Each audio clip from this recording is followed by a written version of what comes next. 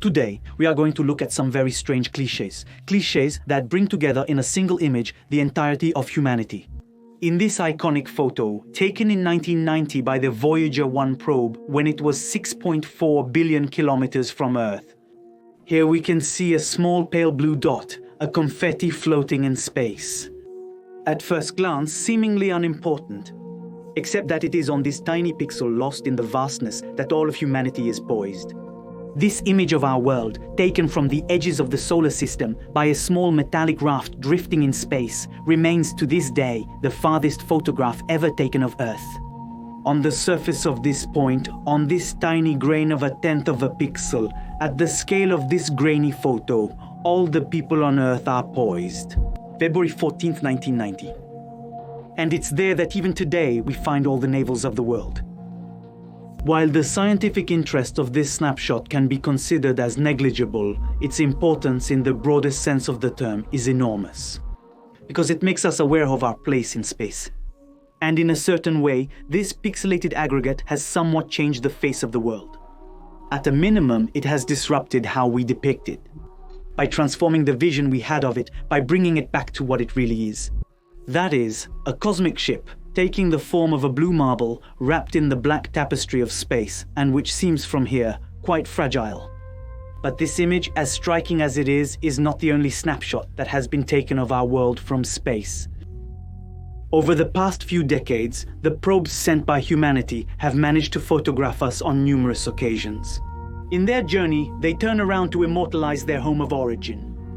And it is to meet the most impressive of these shots that we are going to go in this episode, where you will only see real images of our planet taken from space. Here, dating from 1946 and taken by a camera mounted on a Tu-2 rocket, is the very first shot of our world immortalized from space.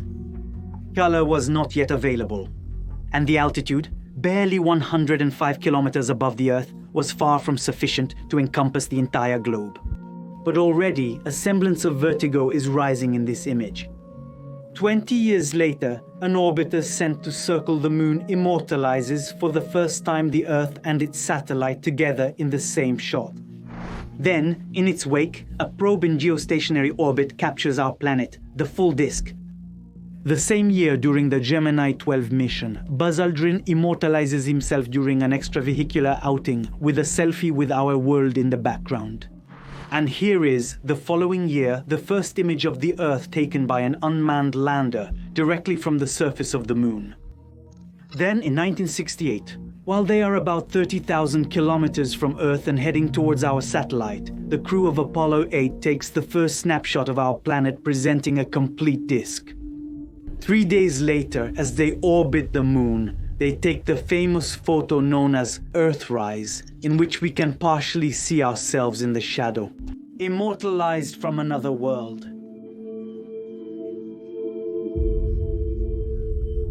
And you are currently hearing the recorded conversation between the astronauts as they just took this shot. 7 months later, the crew of Apollo 11 took the first picture of Earth taken by humans from the surface of the moon. And here is now the famous photo known as the Blue Marble, immortalized on December 7th, 1972 by the Apollo 17 crew. As it leaves Earth's orbit and begins the ultimate and last mission towards the moon, with the crew having the sun behind them, this shot can be seen, taken at a distance of about 45,000 kilometers from us. And for the very first time, our planet covered in a sea of cotton, fully illuminated. It will take 43 years before we have another photo of our world filling the frame and fully exposed to the sun. Soon the Apollo missions will cease and the autonomous probes will go much further. Then, on its way to the outskirts of the solar system, the Voyager 1 probe immortalizes humanity along with its satellite.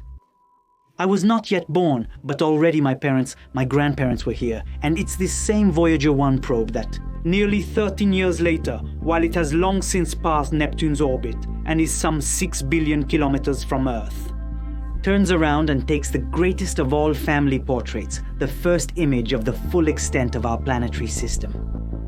Among this mosaic of 60 snapshots, which were at the time the furthest ever taken by a machine made by humans, one can see 6 of the 8 planets in our system. But one photo in particular will capture the world's attention, as it literally shows the entire globe. In my opinion, the most powerful of all the pixelated images, this little pale blue dot that we have talked about at length. This image is grainy and overexposed. And yet, it is disorienting because it shows us our world lost in the glow of a sun that is itself at this distance hardly more than a point barely brighter than the background stars.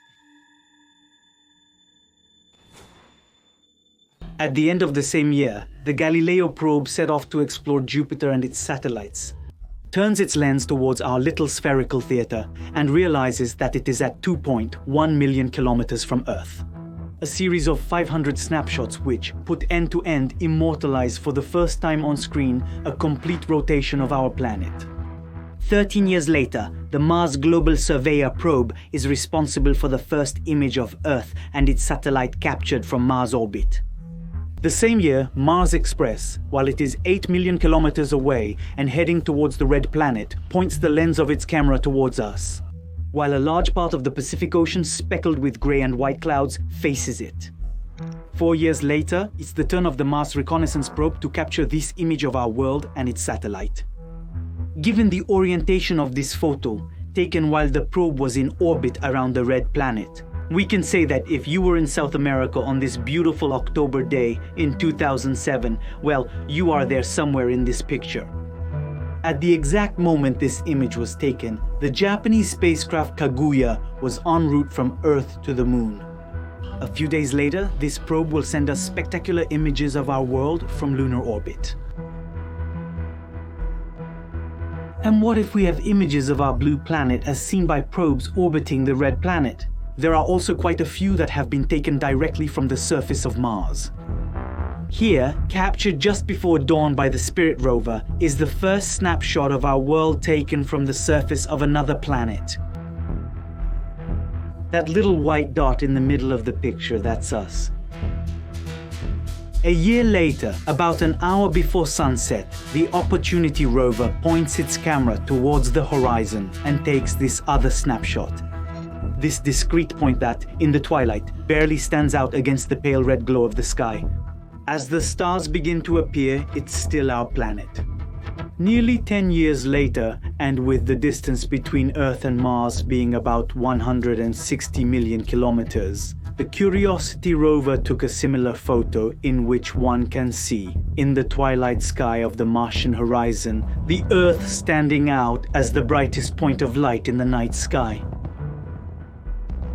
The Messenger probe, which went to study the planet Mercury, took pictures in 2010, paying tribute to the series of photos taken by Voyager. 20 years earlier, it had taken its own family portrait, immortalized from the inner solar system. Within this mosaic are Mercury, Venus, Mars, and the giants Saturn and Jupiter, many of whose satellites are visible. But once again, it's one of the snapshots in particular that will draw our attention, that of our home.